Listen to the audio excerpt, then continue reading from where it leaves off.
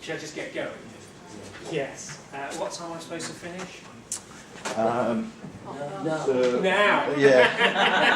I can do now. So 4:30. 4:30. We're not going to go beyond 4:30.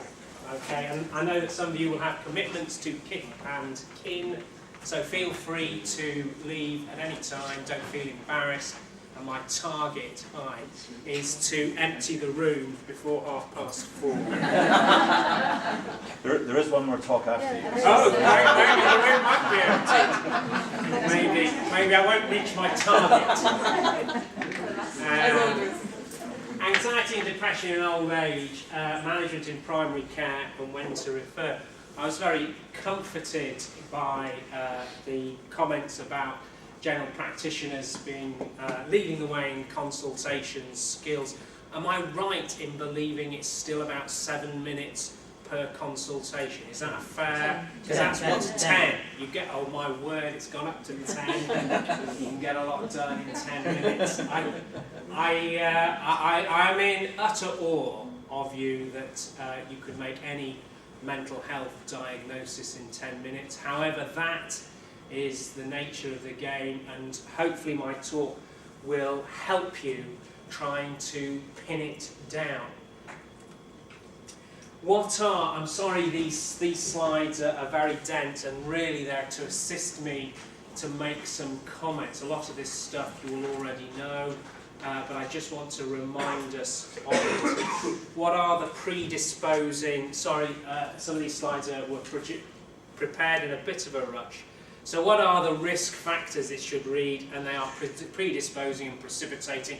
I make no effort to separate predisposing and precipitating. They so overlap with each other that it is pointless trying to tease them out.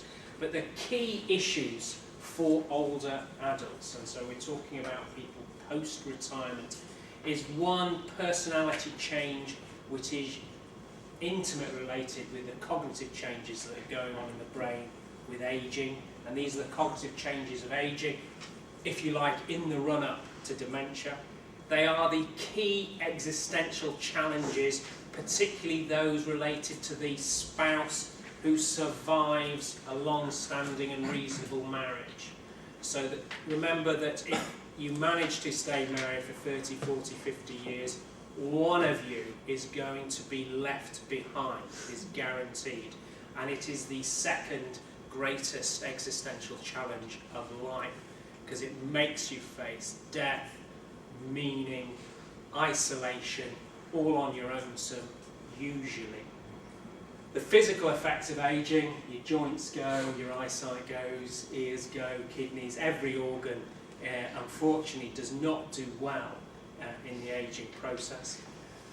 Homelessness is a growing problem in elderly people because they are forced to leave their house, maybe it's to go somewhere else, and obviously some of them are forced to move into an institution. Chronic or acute health problems, psychosocial stressors are distinguished from existential challenges, because existential challenges are those which we all have to face. Psychosocial stressors are those challenges which, though a lot of people face them, not everybody face them. And the key ones are poverty, isolation, being a victim of crime. And because bereavement is so common in elderly people, we separate it out and we consider what does bereavement represent. And it's always represents a separation from people, and then it's associated with falling out with families and friends, absence of emotional intimacy and a confidant, and that can be real or perceived. Then, of course, we've got physical effects of ageing leading to frailty, poor lifestyle choices, drinking too much in particular. Retirement is a big factor, loss of role, and a big one is carer stress.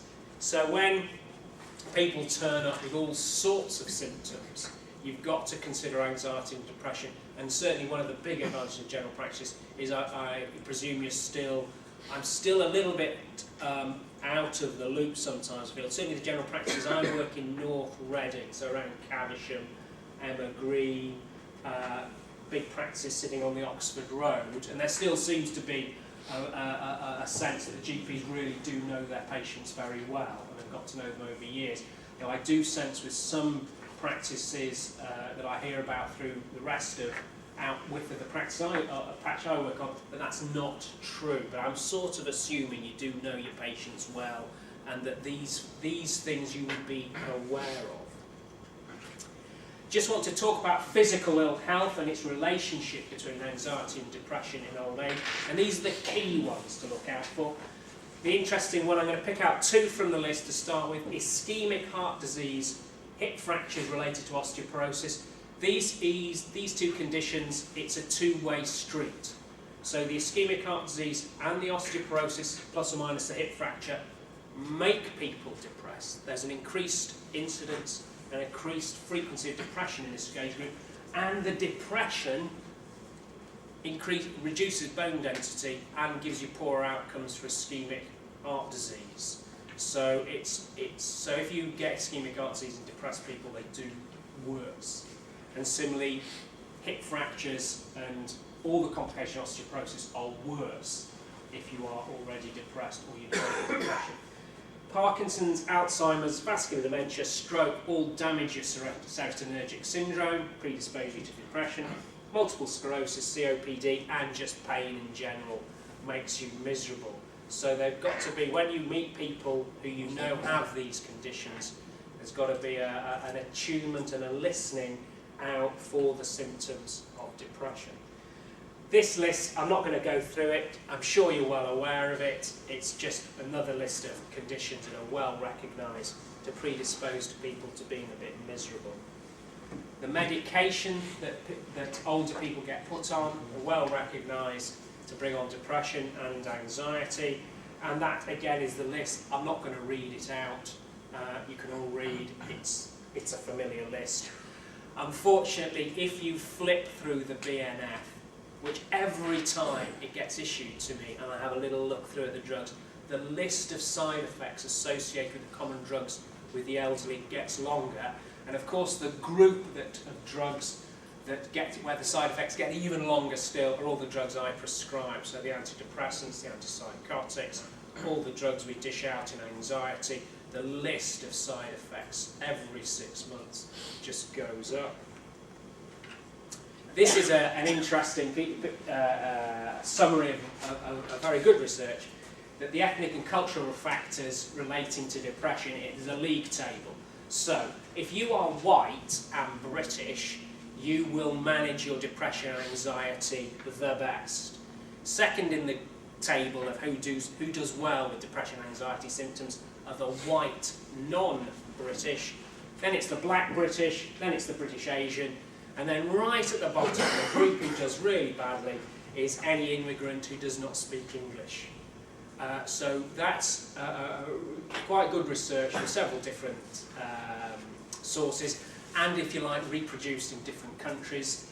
That's the sort of league table. So people who are white and British almost have a sense of it, and they know, and they come and they ask, and they present their symptoms much better than these other groups. Again, not going to read this to you, but the moment somebody tells you, and they're old, that they are down in the dumps, miserable or anxious, or you suspect it, these are all the possible diagnoses that are at play that the patient could be suffering from.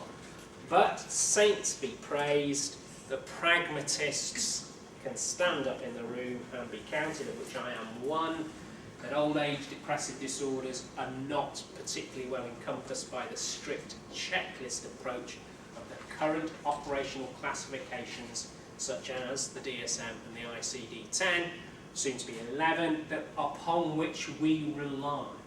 So don't sit there if you've got an old person and a bit anxious, depressed, trying to fathom out, oh no, I think it's a somatization, no, I think this is mixed anxiety, no, it could be generalised anxiety disorder. Do not sit there, almost, because I certainly am not concerning myself with these issues. The only place where good diagnostic skills are shown to be very, very good is in people who have severe and enduring mental disorder. So if you've got somebody who you've known for years and they've been in and out of hospital and they've tried to commit suicide 5 times and they've been detained 3 times, those people probably will fit into a reasonable diagnostic category.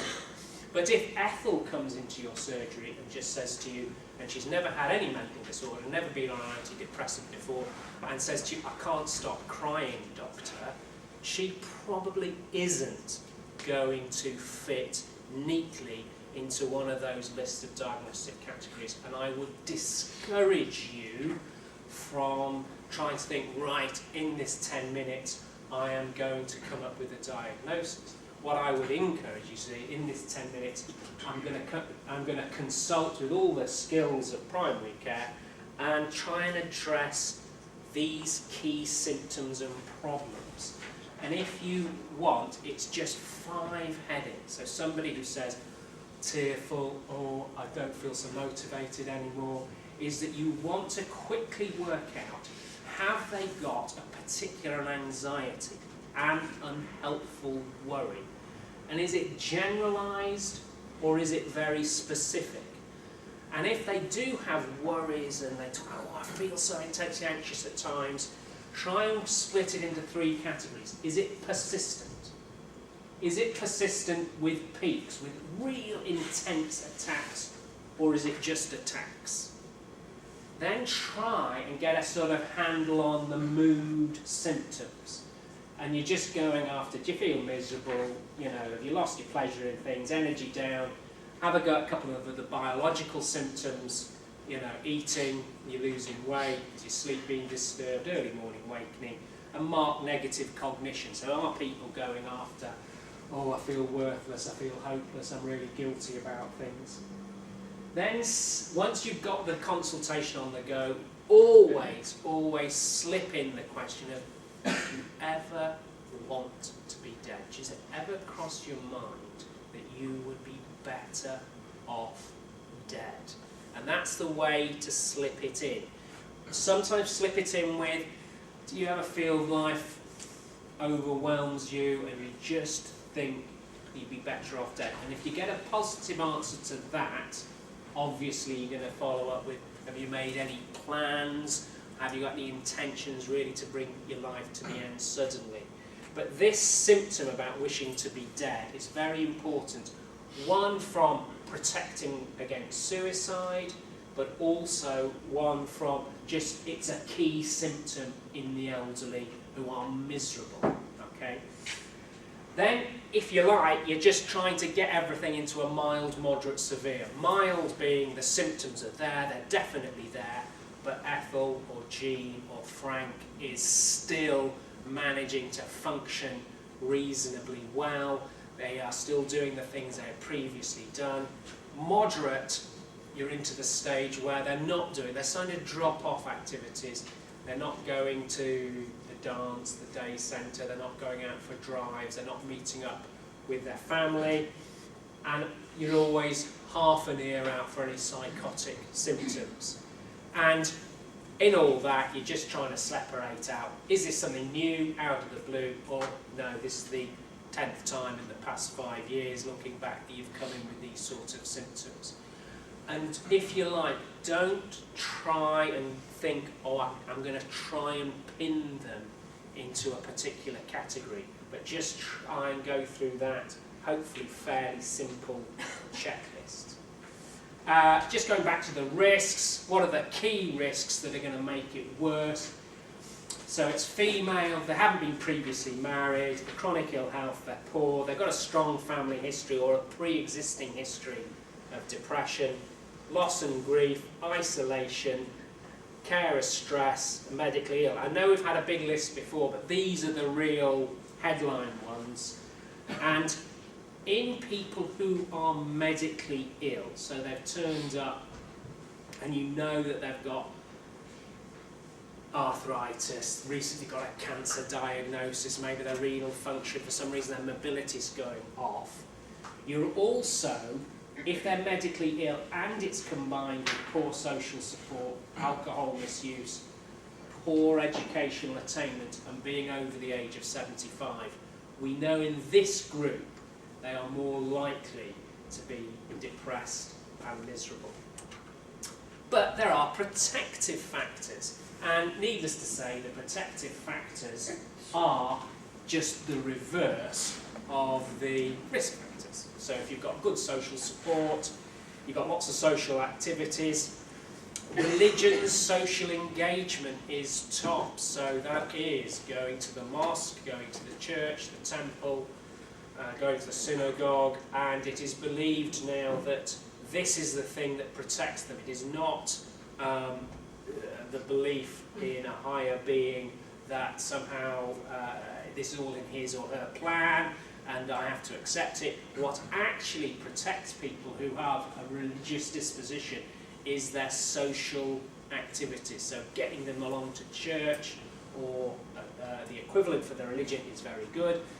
And along with that, affiliation and belonging, whether it's the chess club, the dance club, the walking group, is extremely important. Those people who you know to be resilient do better. So resilience being defined as your capacity to persevere, to make sense of events, our ability to accept one's own existence and be self-reliant is all good, strong factors to protect you from getting depressed in the first place, but also if you do get depressed, allows you to cope with it. And positive experiences, recent ones, birth of grandchildren, weddings of the next 1-2 generations are all very good. Now this is one of the interesting things is that wisdom is the one cognitive function that continues to improve even after the age of 50 and to 60 and to 70. It is the one cognitive area that just keeps getting better. And wisdom is defined as the accumulation of knowledge, understanding and judgment, ability to place things in context, and the ability to take time to decide. This is a very important protective factor for the elderly that keeps them away from your door, because probably quite a few of them get down in the dumps, but through their wisdom they are able to deal with it themselves. The problem with wisdom is that it is lost very quickly under the influence of dementia. So it takes you years and years and years to accumulate it and to really perfect it, but unfortunately it goes within months of really dementia kicking in. The most important thing, of course, is its oblique or tangential presentation. And what we mean by this is that people are depressed and anxious, but they do not come and say, I am sad. They do not come and say that they feel miserable or use any words that hint that they are dysphoric. What they do is that maybe they're coming again and again to you about a chronic ill health matter. It may be that they're presenting you with somatization, hypochondriasis, disproportionate complaints associated with physical disorder, any unexplained pain symptoms. It may be that they come and just want to tell you they're worried about global warming, that anything where there has been any sense of deliberate self-harm.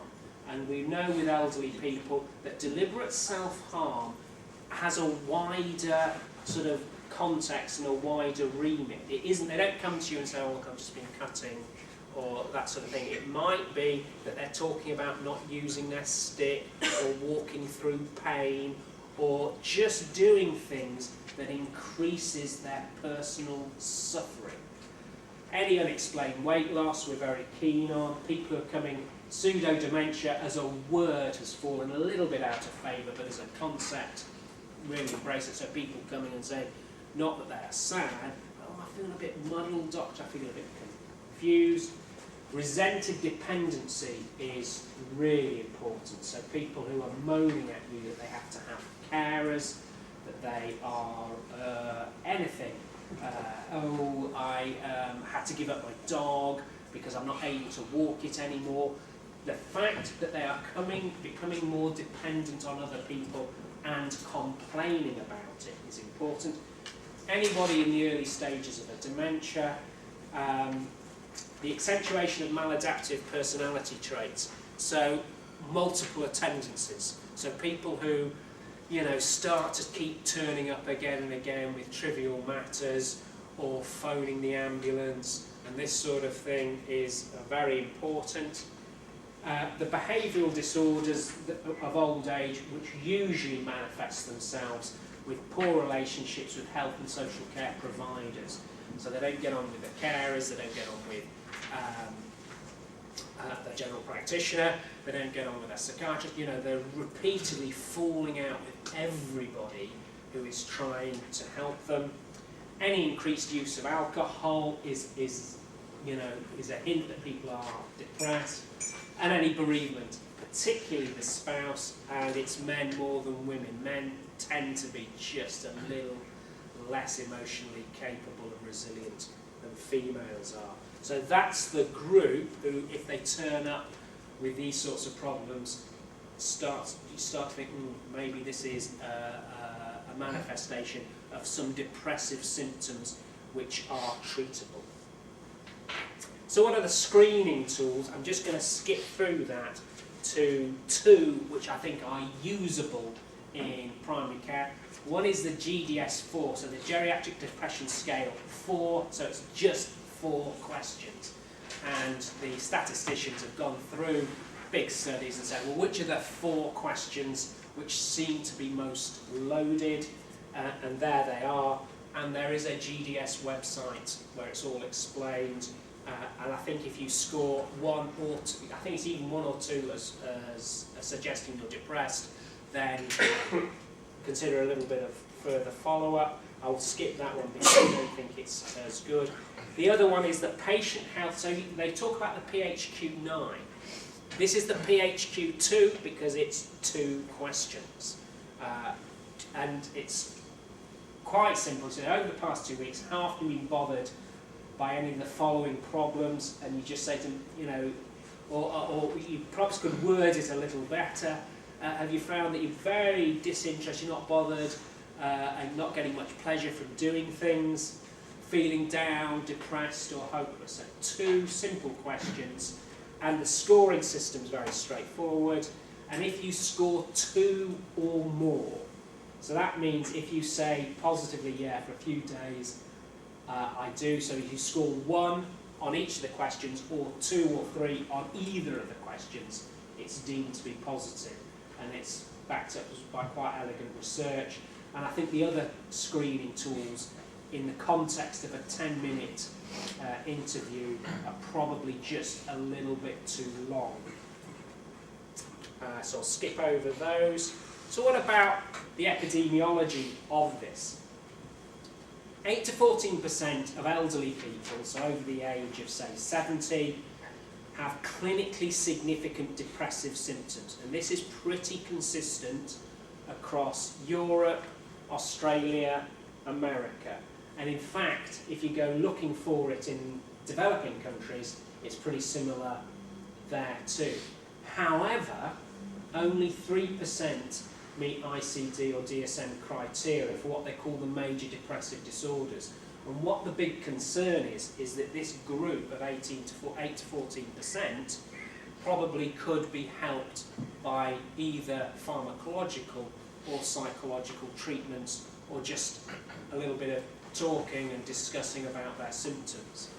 We know that 9% of people in care homes probably do meet ICD criteria for a significant depressive disorder, and similarly 20% of hospitalised elderly patients, 20% of those with dementia, and much greater for those who have a vascular element. And it's estimated, I hate these statistics, which are so accusatory against healthcare professions, is that 50% of depression goes undetected by health services. That actually may not be a criticism really of healthcare services. It might be actually just pointing out that the human condition isn't as bad as we think. That people actually do get down and do get miserable, but they have the resilience and they have acquired over their life the skills and abilities to manage it themselves, and maybe see that the doctors and tablets aren't actually going to be the solution for it, and maybe it's something I've just got to get through. And maybe it's a good thing because we probably haven't got the resources to look after these people if they all pitched up suddenly thinking, maybe I better tell the doctor about this. In the genetic predisposition, if you're so what they're looking at is your parents. So if your parents, one of them, had depression and it was early onset, so one of your parents had a serious depressive disorder, not just, oh, I was a bit upset after the divorce, but a proper depressive disorder, you've probably waited till about a 20% chance that you will have a depressive disorder which would affect you in old age. But if one of your parents got depressed much later in their lives, after the age of 70, the risk is lower. Okay, so you do better if your family, if one of your parents became ill later in life, it's better for you than if they got ill when they were younger. Now, what we also know is that there is this vascular hypothesis related to depression in old age. And this is where, again, in this area, there is a greater genetic leaning. So if your depression is related to the fact that just by chance you've had a CT scan, usually for another reason, because we tend not to scan people who are just depressed, and you've got a lot of brain hyperintensive, so we're looking at small little infarcts scattered around the white matter around the ventricles, particularly around the basal ganglia, then we know that there is a greater chance you're depressed and a greater chance that it will run through the family. And also those people who have disturbed folate and homocysteine metabolism that predispose to vascular disease. Now, I just put this in not because I'm encouraging you to get scans or to look at people's folate and homocysteine metabolism, but just a bit of information in the background. There is a genetic predisposition, and people who carry vascular risk factors and people who have had scans for other reasons, and it comes back lots of white matter, hyperintensities in the white matter, particularly in the periventricular white matter, that these people are more likely to get depressed. 4 minutes, okay, and still people are left. It's great. We know that personality in childhood is very relevant, so you might know people's childhoods, and you might, if you're very keen, want to take a long psychiatric history, but I've just put this in to explain to you why we are obsessed with asking 85, 86-year-olds about their childhood. And we're very keen to know what sort of relationship they had with their parents, we're very keen to know if they're abused, we're very keen to know if they had significant losses during their childhood, because it does influence your chances of being depressed later on in life. And we also know that your personality traits in adult life, particularly the cluster C traits, avoidance, you're a bit dependent, you're a bit self-defeating, we know that these people are more likely to be depressed and they don't respond so well to treatment. I'm not going to get into that because it's interesting, and I'm not going to get into that just because that's really talking about the brain structures that we know are involved in making people depressed, but it doesn't have any clinical bearing. What we believe is the most important thing to do in just chatting to people is trying to get them to talk about anxiety, mood, and their attitude to dying. Not necessarily an easy conversation to have, but in the sort of just generic, I'm just having a little chat with you, I'm picking up that you're a bit low, I want to try and tease out from you in this conversation whether you have particular worries, the anxiety element, those symptoms of depression that are present, and what do you think about you dying? Are you very worried you're going to die? Are you very fearful of dying?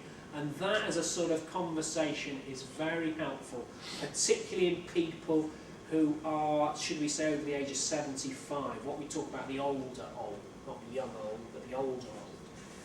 Then the biggest part of management is just common sense. We know that people who are miserable do recover. We know that encouraging them to focus on whatever role they have as a grandparent, a great-grandparent, that recreation is important, and if they can keep that up, that is good. Relationships are critical, to foster good relationships, make an effort to maintain them, and to think about relaxation. The things that help them relax are the most sensible, generic things that help people deal with anxiety and depression. After that, it's talking therapy. How many of you, I have to admit, this is one of the things I don't know, how many of you have managed to refer a real old person to the talking therapies and they have taken them on and given them some sort of treatment? So thank you very much, because I don't hear about these. As an old age psychiatrist, I don't hear about these people who go to talking therapies because we're not related to talking therapies at all. All I hear about is that talking therapies sometimes send me people who've been referred in, who they think have got dementia or they think are very suicidal.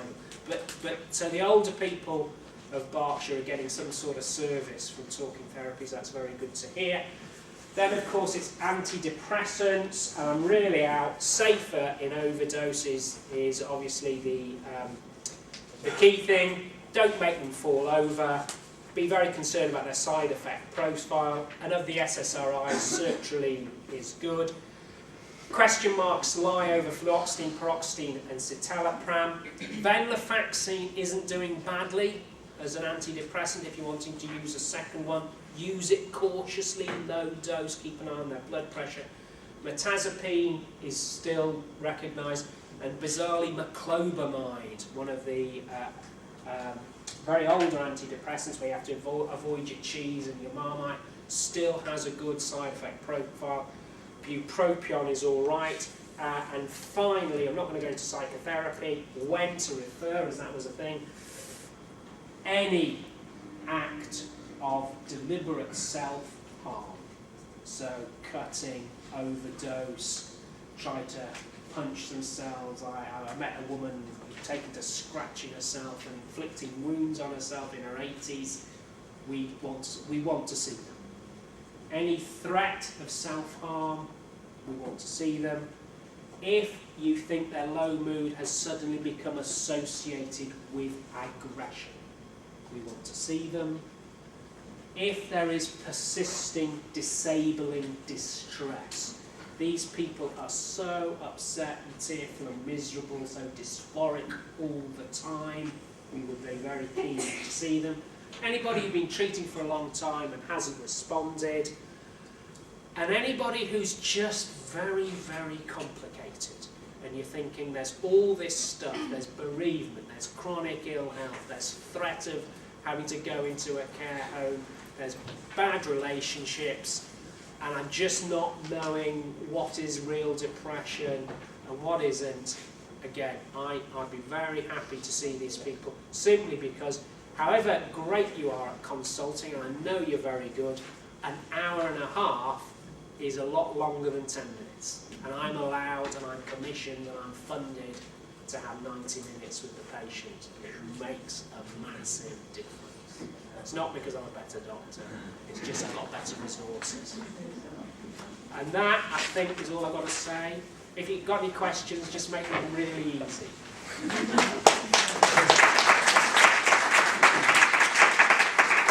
Thanks very much. I think given that that was such an efficient talk, we can have a couple of questions perhaps. Certainly. I always used to start older elderly on 50 milligrams.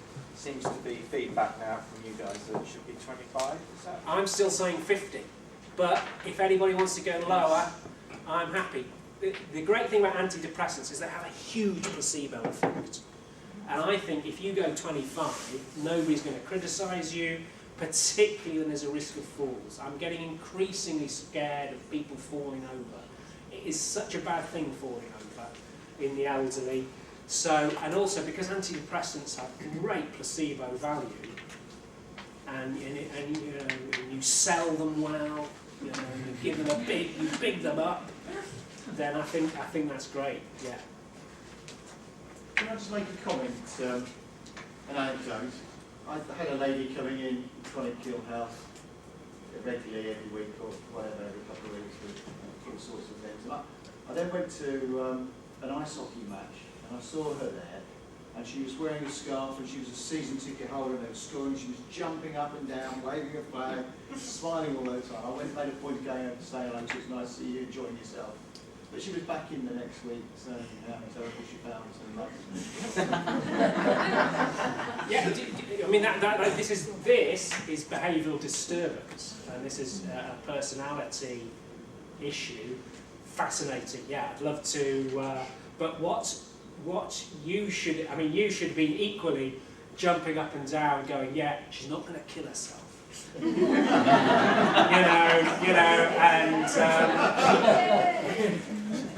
know, that's. I think that's the point of the story, and also we're dead against confrontation. So, you know, what my real advice from that story was, don't use the knowledge of this wellness, this observation of wellness and affiliation and belonging, to in any way attack her. You know, do not confront her with it. Say, why did you come here? I've seen you at the ice hockey match. We're bloody fine. You know, that's the thing. We sometimes have great opportunities to attack elderly people. I strongly discourage you from doing it. You were telling me for one more question. I just wondered about trazodone, whether it's still using it or not. We're still using it for behavioural disturbance in people with dementia. However, my reading of its side effect profile is it's way up there now with antipsychotics, and it comes with some very strong words in the BNF about don't give it to people with ischemic heart disease and heart problems, and of course half your patients, and I mean we record a lot of ECGs because we're worried about antipsychotics and we're worried about cholinesterase inhibitors, and I just see loads of elderly people with clearly had ischemic changes, you know, chronic ischemic changes and Q waves over there. You know, nobody's noticed it, and that's not a criticism of anyone. You know, so I'm very cautious now of trazodone, but I've had good experiences with it therapeutically. It's like everything is, if you can think, if you believe you can monitor it. You think I'm going to be popping into that care home or be nipping past regularly and I will get to here. My anxiety with trazodone is you dish it out and it may be somebody who's alone and you just won't get to hear if they're falling over sedated. I think it's trying to choose, it depends where the person is. I think it used to be used in kind of really tiny doses if there was particular sort of sleep or agitation. But, Yes. But it sounds like it's gone out of overdose.